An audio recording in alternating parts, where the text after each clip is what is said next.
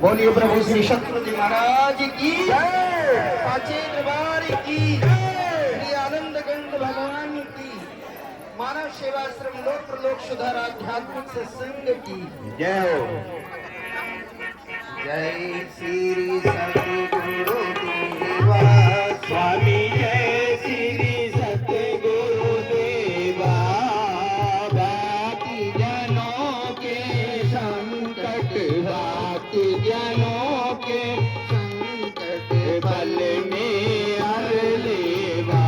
जय श्री सतगुरु देवा गुरु जी की शरण में आके सबके कष्ट मिटे स्वामी सबके कष्ट मिटे दुखियों की पीड़ा को दुखियों की पीड़ा को पल में मिटा देवा।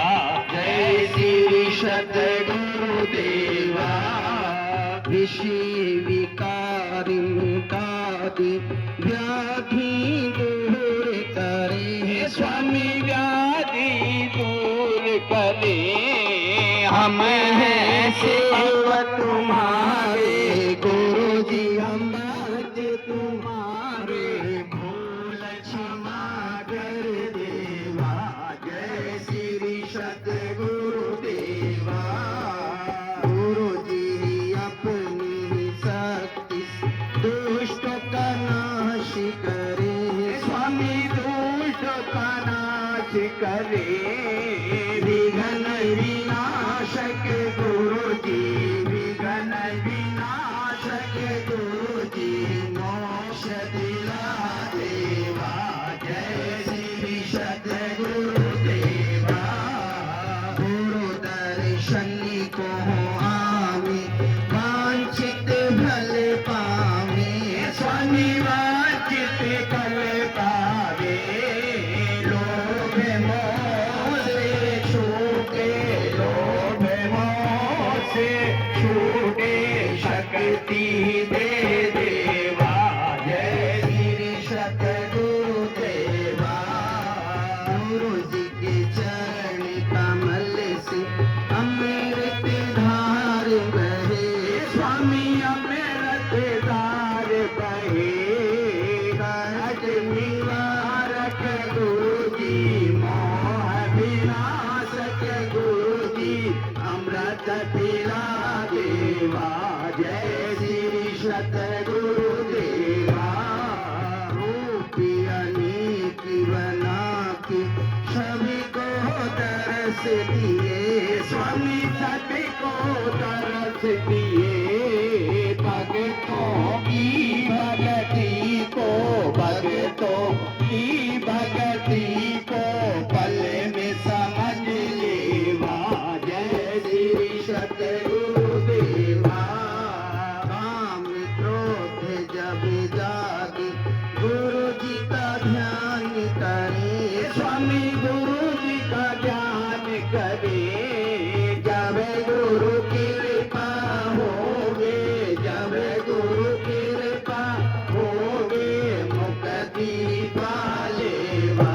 जय श्री सतगुरु देवा गुरु धाम पे आके जीवन सफल होगे स्वामी जीवन सफल होगे कष्ट मिटे तन मन का कष्ट मिटे तन मन का परमानंद ले लेवा।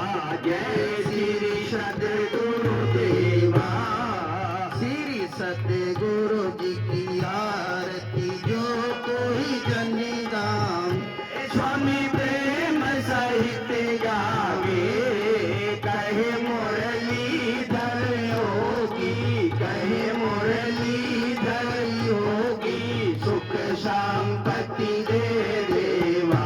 जय श्री सतगुरु देवा जय श्री सतगुरु देवा स्वामी जय श्री सतगुरु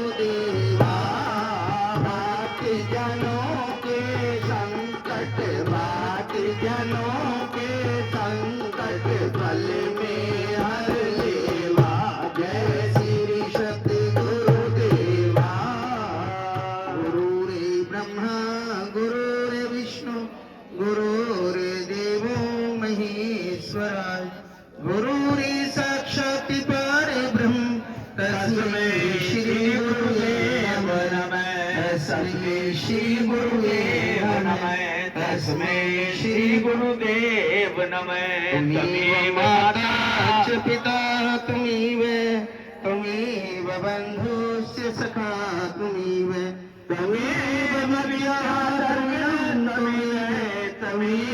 सर्वं मम देव देव त्वमेव सर्वं मम देव देव सर्वं मम देव देव। बोलिए सतगुरुदेव भगवान की जय, साचे दरबार की, श्री आनंद गंध भगवान की जय, सेवाश्रम लोक प्रलोक सुधार आध्यात्मिक सत्संग की जय। माता बहन भाई पंडाल में आकर बैठेंगे। सतगुरु महाराज जी अपने मुखारविंद से अमृतवाणी करेंगे। बैठ जाइए।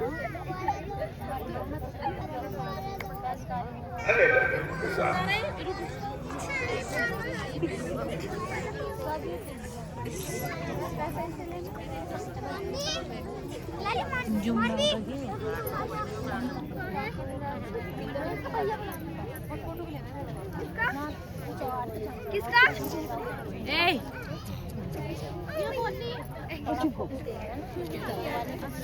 सब मुनि आ गए, बहुत बढ़िया। हाँ ये रहे इधर हमारे मुनि लोग सब पहले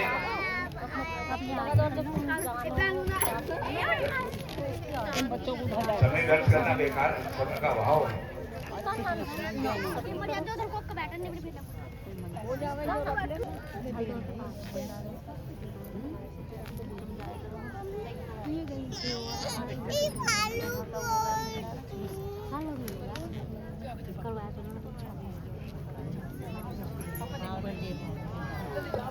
सम्मानित भक्तजनों, ये बड़ा हर्ष का विषय है। हमारे परम पूज्य सदगुरु महाराज जी 501 रुपए का सहयोग आयोजक महोदय परम सम्मानित श्रीमान राजेंद्र सिंह जी को समर्पित करते हैं। मैं परम सम्मानित राजेंद्र जी से निवेदन करूंगा वो आयोजक महोदय इस धनराशि को स्वीकार करें। प्रिय भक्तों, आज राजेंद्र सिंह जी द्वारा इस कार्यक्रम का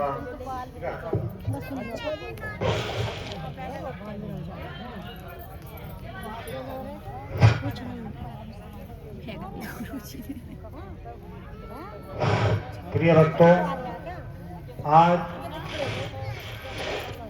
इस कार्यक्रम का संयोजन और आयोजन श्री राजेंद्र जी के द्वारा अपने पौत्र के जन्मदिन के उपलक्ष्य में और खुशी में आयोजित किया जा रहा है।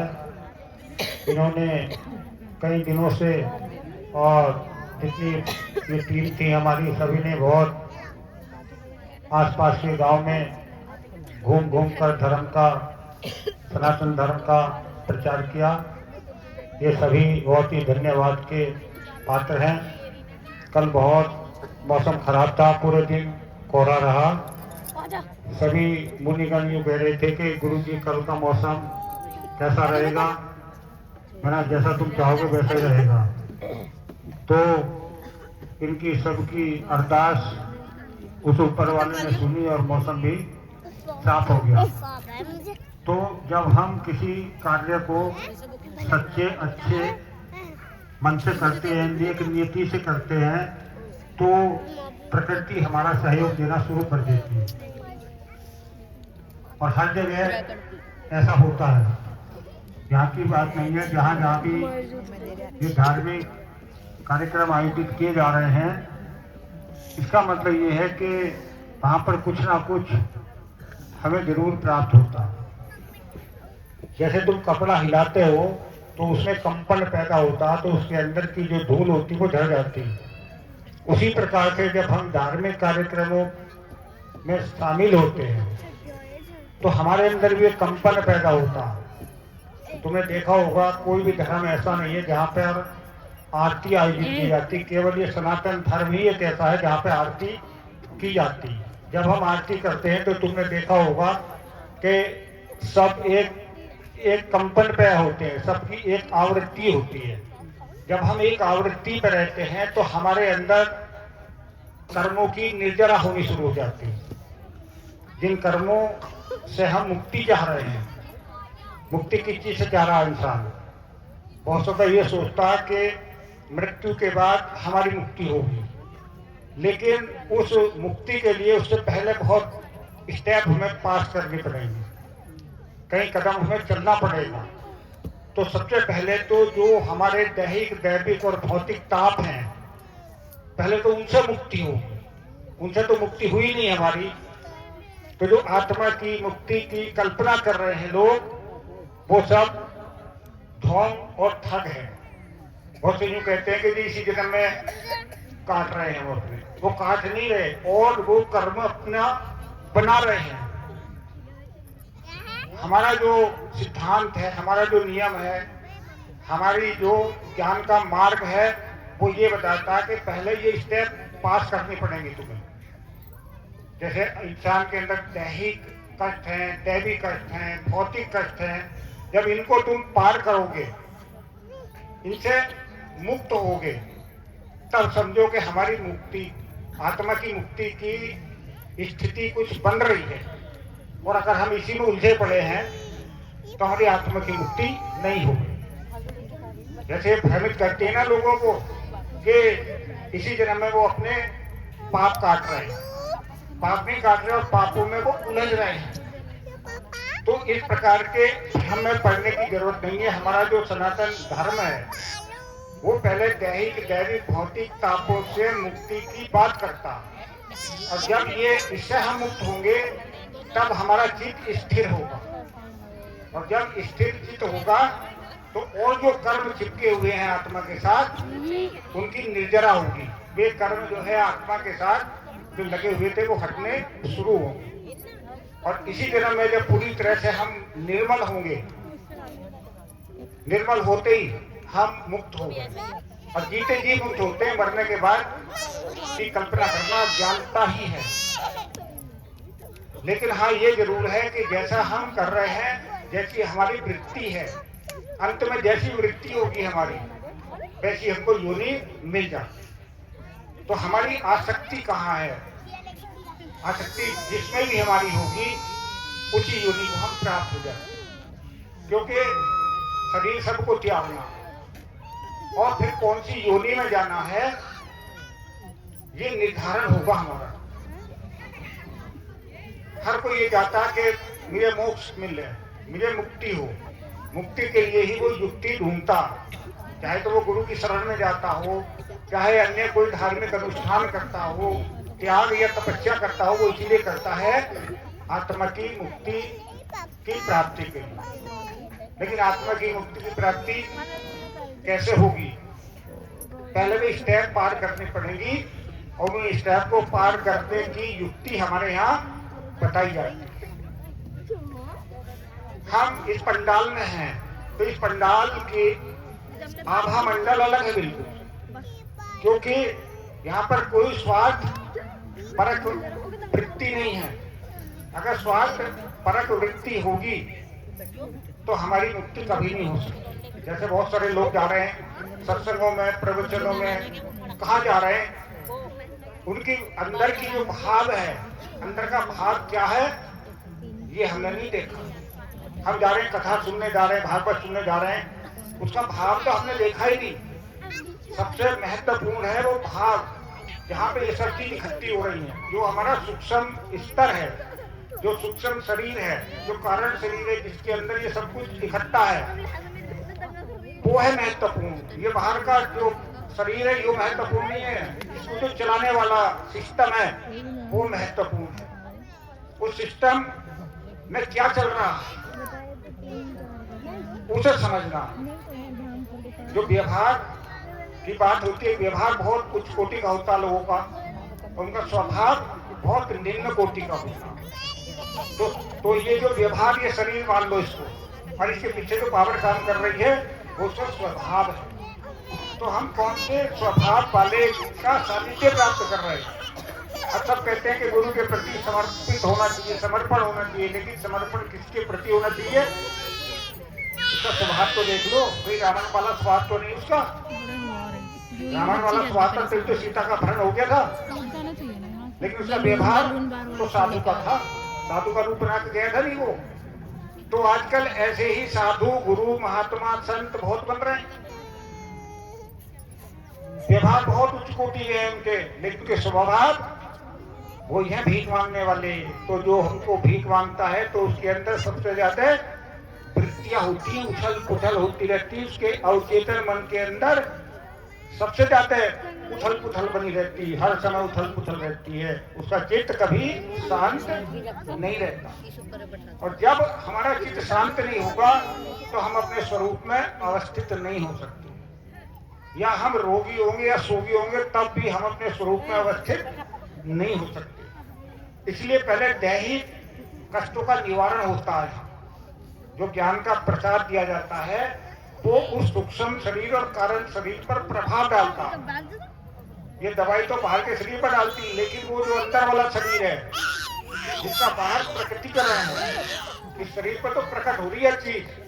कहते हैं ना कि चेहरा जो है हमारा दर्पण होता है हमारी आत्मा का, तो अंदर से कौन सी आभा निकल रही है, कौन सा विकार या विचार निकल रहा है, वो चेहरे पर प्रकट होना शुरू हो जाता है। तो हम उस अवचेतन मन की बात करते हैं, उस कारण शरीर की बात करते हैं, सूक्ष्म शरीर की बात करते हैं, स्थूल की बात नहीं कर रहे। ये जितने आज मतांतर चल रहे हैं सब स्थूल तत्व की बात कर रहे हैं कि तुम नाम जप लो, मंत्र जप लो, नाम जप लो, हवन कर लो, यज्ञ कर लो, ये सब स्थूल हैं, सूक्ष्म नहीं है। हम उस जल में पानी दे रहे हैं, पत्तों पे नहीं डाल रहे। जल में पानी डालेंगे पत्तों पे तो अपने आप ही पहुंच जाएगा वो। तो ये जो ध्यान की जो युक्ति बताई जा रही है ये हमारे अवचेतन मन के अंदर जा रही है, जो सूक्ष्म शरीर है उसके अंदर परिवर्तन करके ला रही है। जैसे अभी हमारे साहब बता रहे थे कि बहुत से कहते हैं कि आदत बन गई, आदत कुछ नहीं बनती। वो जो एनर्जी लेवल है अंदर का, वो जितना हमारा अपलिफ्ट होगा, जितना उठेगा, वो ही हमारा कल्याण करेगा। और जब हमारा ऊर्जा का स्तर डाउन होगा तो समझो हमारी योनि का स्तर भी वही डाउन होगा, कीड़े मकोड़े कीट पतंगे वाला। जो 84 लाख योनियां हैं, अब कौन सी योनि हमें मिलेगी? तो ये हमारी वृत्ति पर निर्भर करता है कि हमारी कैसी वृत्ति है, कैसा विचार है, कैसी सोच है। अब हम कौन सी सोच में जी रहे हैं? कुछ तो ये सोच रहे हैं कि हम वहां जाकर के सेवा भाव कर लेंगे या किसी को कुछ दे देंगे तो उसी से हमारा कल्याण होगा। उससे कोई कल्याण नहीं होता, उससे नुकसान होता। तुम ये सोच के जाओ कि आग पे हाथ रखूंगा वो शीतलता देगी, शीतलता नहीं देने की, क्योंकि उसका गुण शीतलता का नहीं है बल्कि जलाने का। तो ऐसी दानवों का जो गुण है, जो दानव होते हैं, जो राक्षस प्रवृत्ति वाले होते हैं, उनका गुण क्या होता? पिशाच वाला। वो तो खून भी पी ले। तुमने सुना होगा राक्षस खून पीते थे पहले, तो आजकल भी बहुत सारे राक्षस पैदा हो गए जो खून भी पी रहे हैं मानव सेवा के नाम पे। कर तो रहे हैं, सेवा के काम कर रहे हैं कि हम बहुत बड़े बड़े सेवा के काम कर रहे हैं, वो सेवा के काम नहीं है। वो समाज की सेवा नहीं कर रहे, अपनी सेवा कराने में लगे हुए हैं। वे जैसे अभी ये बता रहे थे कि उसने 50 करोड़ का 36 करोड़ का वो बना लिया, किसी ने कुछ बना लिया। सामान्य व्यक्ति के पे ये नियम लागू होता है, बिल्कुल सही है, बनाना चाहिए। सामान्य व्यक्ति को संपन्नता होनी चाहिए, लेकिन जो उस जगह पहुंच गया वो विरक्त होना चाहिए, वो आसक्त नहीं होना चाहिए। इसलिए हमारे धर्म में भी 4 व्यवस्थाएं बनी हुई, 4 व्यवस्थाएं। सामान्य व्यक्ति उन चारों को पार करता, लेकिन जो विरक्त है वो उन चारों को पार नहीं करता, वो शुरू से ही उसमें पार रहता, वो पारंगत होता। जो गृहस्थ होता है उसको 3 स्टेप पार करनी होगी। पहले वो 25 साल तक कैसे रहेगा, फिर 50 साल तक कैसे रहना, 50 के बाद उसे धीरे धीरे मोह अपना कम कर देना चाहिए, जिम्मेदारी अपने परिवार पे, बच्चों पे डाल देनी चाहिए। जब 75 साल की आयु को पार करता है तो उसको फिर आसक्ति खत्म कर देनी चाहिए। अगर आसक्त बने रहोगे तो क्या होगा? उस आसक्ति के अनुरूप ही हमें योनि की प्राप्ति होगी। हमारे धर्म ग्रंथों में लिखा है गरुड़ पुराण पढ़ना कि कौन से कर्म का क्या फल होता है, कौन सी योनि में जाओगे। कर रहे हैं कथा, पहले तय करके आगे कितनी भिक्षा दोगे हमें, हैं? तो उन भिखारियों के पास जाओगे तो तुम्हें क्या मिलेगी, क्या मिलेगा बताओ? भिखारी कुछ दे थोड़ी देगा तुम्हें, वो तो तुम्हें अवशोषित कर लेगा, जो तुम्हारे पुण्य कर्म है ना वो भी खींच लेगा। इसलिए ऐसों के तो दर्शन भी नहीं करने चाहिए, पाप लगता है। जैसे अभी 4 की इन्होंने भी बात बताई थी कि ऐसे फोटो भी घरों में नहीं लगाने चाहिए। जब हम कोई नया घर बनाते हैं तो उसमें किसकी औरत लगाते हैं मूर्ति गेट पे? अधिकांश हिंदू धर्म में गणेश जी की मूर्ति लगाते नहीं। गणेश जी की पूजा होती है सबसे पहले। किसी अपराधी की फोटो लगाई तुमने, किसी एक्सीडेंट में मरने वाले की फोटो लगाई तुमने, किसी भिखारी की फोटो लगाई है? बताओ, लगाई हो तो? लेकिन अगर मन में बहन डाल दिया जाए तो तुम अपने देवी देवताओं को तो डाल दोगे कूड़ी पे और उनकी लगा लोगे नहीं, क्योंकि हमारे दिमाग में डाल दी वो चीज कि ये कुछ नहीं है, ये सब कुछ है भिखारी। और हम बनते हैं सत्संगी और सच बोलने से डरते हैं। जब सच बोलने से तुम डरोगे तो जो ब्रह्मांड के अंदर आवृत्तियां हैं, सच की भी है, झूठ की भी है, पाप की भी है, पुण्य की भी है, सारी आवृत्तियां हैं, सारी वृत्तियां ब्रह्मांड के अंदर घूम रही हैं। टीवी के अंदर कितने चैनल होते हैं, कहां से आ रहे हैं? उसके अंदर थोड़ी भर रहे हैं वो सब ब्रह्मांड के अंदर तैर रहे हैं सब। अब वो यंत्र है जो उसको पकड़ता है, उसमें जो यंत्र लगा हुआ, जो चैनल लगा हुआ है, तो जिस आवृत्ति का जो चैनल होगा उसी आवृत्ति को पकड़ लेगा, वो ब्रह्मांड से पकड़ लेगा नहीं। ऐसे ही जब हम जिनके सानिध्य करते हैं, जिन लोगों का सानिध्य प्राप्त कर रहे हैं, चाहे तो ज्ञान से कर रहे हो चाहे अज्ञानता से कर रहे हैं, चाहे बिजली का तार ज्ञान से पकड़ो चाहे अज्ञानता से पकड़ो, अपना असर तो दिखा गई। कभी कोई ये सोचता हो कि धोखे में हो गया काम, धोखे में गोली लग गई तो धोखे से भी माफी नहीं मिलती है, सजा तो मिलनी। तुमने धोखा क्यों करा? भगवान ने बुद्धि दी थी, अकल दी थी, विचार करो, चिंतन करो, मनन करो, कौन से मार्ग पे चलना, कौन से पे नहीं चलना।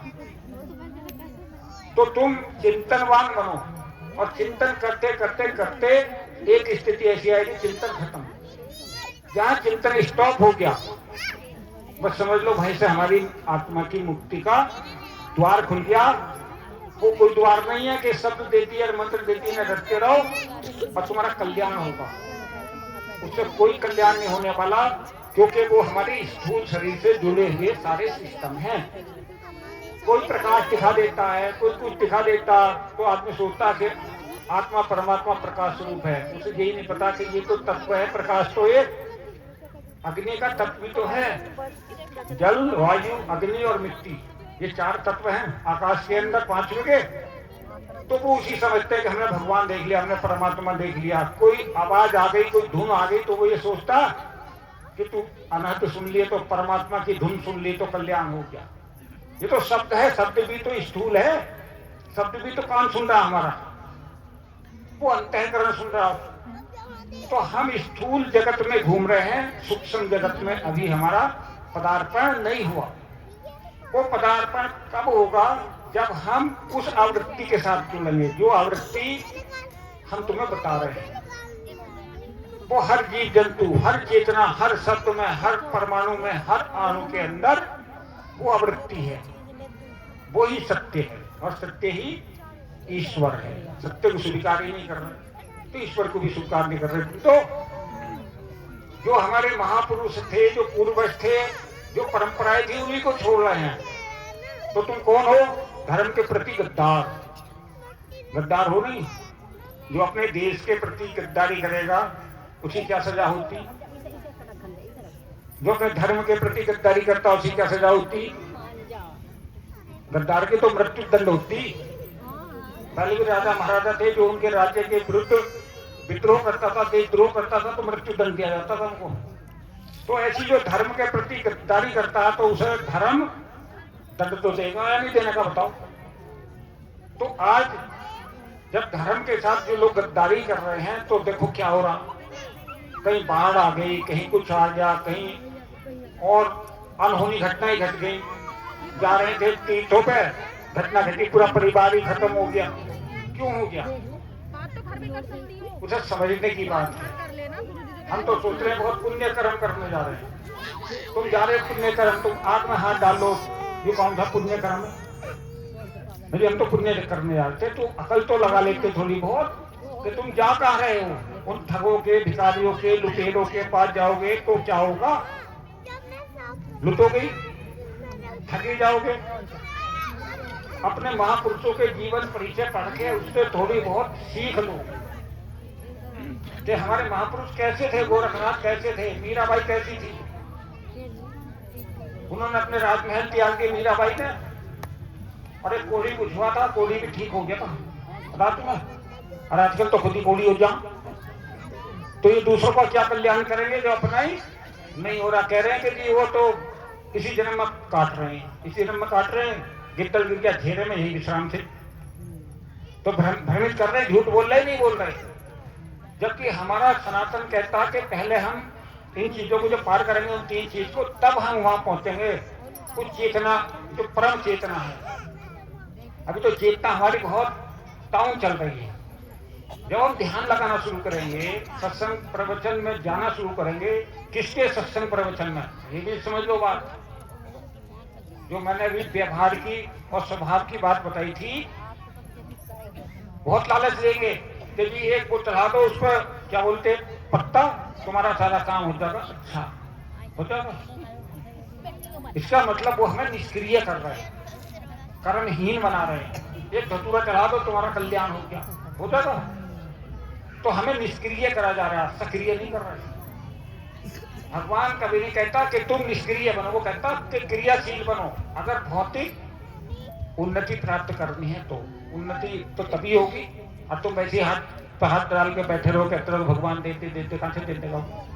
वो तो कहता मैं उसी की सहायता करता हूं जो स्वयं अपनी सहायता करता। जब अपनी सहायता नहीं करने के तो वो भी सहायता नहीं करने का है। लेकिन हम इन्हीं चक्करों में रहते हैं कि चले गए जी वहां कथा सुनने या प्रवचन सुनने या गुरु के सानिध्य में चले गए, नाम लिया, मंत्र लिया, शब्द लिया है, और तुम्हारा कल्याण हो गया। कोई कल्याण नहीं होने वाला जब तक उस परम तत्व से, परम सत्ता से, जो सर्वभौमिक है, जो देश काल और परिस्थिति से भी परे है, जब तक उससे नहीं जुड़ने के तब तक कल्याण नहीं होने का। वो क्या चीज है? वो है प्राण। प्राण हर सबके अंदर होता है। पेड़ हो, पौधा हो, कीट हो, पतंगा हो, हाथी हो, बघेरा हो, इंसान हो, सबके अंदर चलता नहीं प्राण। या कोई मंत्र या यंत्र या शब्द या नाम चलता है उनके अंदर, लेकिन प्राण सबके अंदर चलता है। प्राण सार्वभौमिक है। जब हम सार्वभौमिक से जुड़ेंगे तब हम उस परम सत्ता से जुड़ेंगे। और प्रैक्टिकल करके देखो, वैसी हवा में बात नहीं कर रहे हम। प्रैक्टिकल करो, जब उसका तुम अनुभव कर लोगे तो तुम्हें मानने की भी जरूरत नहीं पड़ेगी। जो परम सत्ता है वो अपने आप बारिश करती है, लेकिन हम उसके योग्य बने। पहले स्वाति नक्षत्र में अगर एक बूंद सीपी में गिरती तो वो क्या बन जाती? मोती बन जाती। और वो वैसी गिर जाए इधर उधर तो क्या बनेगी? कुछ भी नहीं बनेगी। ऐसे ही जब हम किसी 5 गुणों से युक्त व्यक्ति का सानिध्य प्राप्त करते, तब हमारे कर्मों की निर्जरा होती है। अगर उसके अंदर वे 5 गुण नहीं है और उसके सानिध्य प्राप्त कर रहे हो, मन से करो, चाहे वाणी से करो, चाहे शरीर से करो, चाहे ऑडियो से करो, चाहे वीडियो से करो, चाहे प्रिंट मीडिया से करो, नुकसान ही होगा। क्योंकि उसके अंदर जो चीज वाइब्रेट कर रही है वो तो गलत है। बाहर वैसी तो दिखाई दे रहा हो, अंदर से सिस्टम खराब है पूरा, अंदर से गल गया, सड़ गया। तो जब तक वे 5 योग्यताएं बालक का सानिध्य हम प्राप्त नहीं करने के मन वचन कर्म से, तब तक हमारा कल्याण होने वाला नहीं है। इसलिए जितने भी महापुरुष आए उनका जीवन परिचय पढ़ के देखो। मीराबाई ने किसी से भीख नहीं मांगी थी, दान लिया था कहीं? कोई लंका बनाई थी? अपने भक्तों के घर घर गई, घूमती रही, हरी गली गली हरिगुण गाती रही। गोरखनाथ 1400 भक्तों के साथ भ्रमण करते रहे, या कहीं एक जगह स्थिर रहे हो? तो जो दान चढ़ावा नहीं खाता, आश्रम रूपी लंका नहीं बनाता, घर से नहीं भोगता, किताब का सहारा नहीं लेता, अपने भक्तों के घर घर जाता, वही है बस। उसी के अंदर वो चीज वाइब्रेट कर रही है, बाकी के अंदर कुछ और ही कर रही है। रावण वाली वृत्ति है वो, उनके अंदर रावण वाइब्रेट कर रहा हो, कर रहा नहीं। देखा नहीं तुम लोग कितने आजकल इधर उधर जेलों में क्यों जा रहे हैं? क्योंकि उनके अंदर को रावण प्रवृत्ति बाद में सबके सामने आ गई, जैसी थी। लेकिन चूंकि उनके भी अपने वे होते हैं भ्रमित करने वाले दानव, तो उन दानवों से चौकस रहो, क्योंकि जीवन बहुत अनमोल है। इस जीवन का कोई भरोसा नहीं है। देखो तो हम कहाँ हमारी आसक्ति है? रावण में आसक्ति है या राम में आसक्ति है? बताओ। तो मैं तो ये समझता हूँ कि 99% क्या राम में आसक्ति वाले होंगे, एक आध हो सकता है रावण में आसक्ति वाला भी, ऐसी बात नहीं, जरूर होगा। क्योंकि उन्हें तो वे वाले पसंद हैं, हाँ, क्योंकि कमीशन एजेंट हैं वो उनके, तो उन्हें तो वही अच्छे लगेंगे रावण प्रवृत्ति वाले। लेकिन उन्हें ये नहीं पता कि अंत तो होना है निश्चित। अंत में क्या होगा, फिर कौन सी योनि मिलेगी तुम्हें? जिसकी जहां आसक्ति होगी, माया वाले की आसक्ति तो कहां होती? माया नहीं होती। और माया के चार तरफ चक्कर कौन काटता? वह नागी बनेंगे, समझ लो इनकी योनि तैयार हो गई। गरुड़ पुराण पढ़ लेना कि कौन से कर्म से कौन सी योनि मिलती है। इसलिए हमारे धर्म में 75 साल के बाद आसक्ति रहित होने का नियम है। अनासक्त हो जाता 75 साल के बाद। जब वो अनासक्त होगा तो उसके कर्मों की निर्जरा होगी। कर्मों की निर्जरा होते ही उसके दैविक भौतिक ताप खत्म होंगे और वो जीते जी मोक्ष को प्राप्त होगा। कितना साइंटिफिक, वैज्ञानिक, तार्किक, लॉजिकल सिद्धांत है सनातन धर्म का। लेकिन बहुत सारे लोग अपने धर्म के प्रति गद्दार होते। ईसाई है अपने धर्म के प्रति वफादार होता। देखो ईसाई तुमने देखा मंदिर में जाता कहीं, या किसी आश्रम में किसी के? मुसलमान अपने धर्म के प्रति वफादार होता, वो कहीं जाता मंदिर में या सत्संग में किसी के? यहूदी है अपने धर्म के प्रति वफादार होता, कहीं देखा तुमने किसी के मंदिर, मस्जिद, गिरजा, गुरुद्वारे में? नहीं जाता। क्योंकि वफादारी करोगे जिसके प्रति तो वो हम पर कृपा तो करेगा। वफादारी करोगे तो, अच्छा गद्दारी करोगे तो वो कृपा करेगा, दंड देगा। तो जो अपने धर्म के प्रति गद्दारी करता तो धर्मराज उसे दंड देता। अब देरिया देख लो, देरिया नहीं दे रहा। ये जो जेलों में पड़ेंगे धर्म के प्रति गद्दारी तो थे, बस चोला धारण कर लिया धर्म का और काम वही चल रहा। कटोरे का कटोरा रख दिया, इसमें डालते रहो। ये है वीआईपी भिखारी। ये परमहंस मुनि बताते हैं हमारे। एक तो भिखारी चौराहे पे बैठा रहे, वो सामान्य पल्ला बिछाओ रहे या कटोरा रख ले, 10-20 रुपए डाल ले ताकि देखने वाला भी निकलेगा, वो भी डाल देगा। ये भिखारी बैठा। ऐसे ही ये वीआईपी भिखारी जो अंदर बैठे रहते हैं इसी में, काम वही है इनका भी। तो जब भिखमंगों के बाद भीख देने जाओगे तो तुम्हें कौन सी आवृत्ति मिलेगी? वहां विचार करो, चिंतन करो, मनन करो। बात सही हो तो धारण करो, गलत हो तो त्याग दो। तो हमारे यहाँ कोई किसी को मंत्र तंत्र नहीं दिया जा रहा। यहाँ तो वो वृत्ति, वो आवृत्ति जो सच्चे मन से जुड़ेगा तो कर्म अपने आप ही तिरोहित होते चले जाएंगे और इसी जन्म में मोक्ष की प्राप्ति होगी। तो बहुत अच्छी खुशी की बात है कि इतने समय से इतनी भारी तादाद में संगत और भक्तगण आ रहे हैं। लगातार दूसरे मिशनों को छोड़ के जो समझदार लोग हैं वो आ रहे हैं, उनकी समझ में आ रही है। लेकिन कुछ जो दानव है वो भ्रमित कर देते हैं रास्ते में। तो भ्रमित होने की जरूरत नहीं है। अपने धर्म के प्रति वफादार रहना बहुत जरूरी है। तो अपने धर्म में रहो। कोई किसी का धर्म, अपने धर्म को कभी नहीं छोड़ना चाहिए। तो हमारा धर्म क्या है? सत्य, सनातन सत्य है बिल्कुल। क्योंकि बाकी तो सारे मत है दुनिया के अंदर, जितने भी अपने अपने लोगों ने मत बना लिए, लेकिन यही है असली। इसी में जीना, इसी में मरना चाहिए आदमी को, जिसमें जन्म लिया। जो नहीं कि छोड़ कर चले गए जी हम तो अब फलाने बन गया, ढिमकाने बन गए। तुम कुछ नहीं बनेंगे। तुम गद्दारी कर रहे हो तो वो धर्मराज तो दंड जरूर देगा। तो बहुत अच्छी, बहुत खुशी की बात है कि ज्ञान का प्रचार प्रसार सभी के सहयोग से राम का वो है ये राम का मार्ग, तो राम के मार्ग पे चलोगे, क्योंकि राम के तो वंशज हो। अब लोग नए नए वंशज बना रहे हैं, कोई किसी का बना ले, कोई किसी का, लेकिन जो ऊपर से देखोगे तो कहाँ से चल के आ रहे हो, राम भक्ति से तो आ रहे हो, और राम का नाम लेते ही नहीं। बहुत से तो ऐसे हैं राम का नाम भी नहीं ले रहे, राम का नाम लेना ही मना ही है। उन्होंने अपने अलग निकाल लिए, अपने नाम निकाल दिए उन्होंने, तो भगवान देखा नहीं भाला नहीं, भगवान के नाम निकाल दिए। तो ये भ्रम पैदा कर रहे हैं, तुम्हें भ्रमित होने की आवश्यकता नहीं है। ठीक है, धन्यवाद। बहुत देर से बैठे हो, बहुत टाइम भी हो गया, 2:45 हो गए, क्योंकि हम तो 2 बजे खत्म कर देते हैं, लेकिन आज काफी लंबा चल गया। चलो, अभी इन्होंने प्रसाद की व्यवस्था भी कर रखी है हमारे राजेंद्र जी ने। आप सभी को बहुत बहुत धन्यवाद। और जिनको ज्ञान का प्रसाद लेना है तो उधर हनुमान जी बैठे, मैं भी बैठूंगा, उनको ज्ञान का प्रसाद दिया जाएगा। जो दुखी बीमार परेशान लोग हैं उनके लिए हमारे परमहंस मुनि जी हैं, ये जो है निस्वार्थ भाव से सेवा करेंगे। और जो महिला हैं उनके लिए महिला मुनि है ये, वो खड़ी है उधर, वो दिखाई नहीं दे रही, आगे को आ जाओ। तो ये महिलाओं के लिए आशीष वचन निकालेंगी, तो जिन्हें दुआ करानी है, आशीर्वाद कराना है, पहले वो हनुमान जी से ज्ञान का प्रसाद बनवा के लाएंगे, उसके बाद ये इनके लिए दुआ करेंगे। धन्यवाद।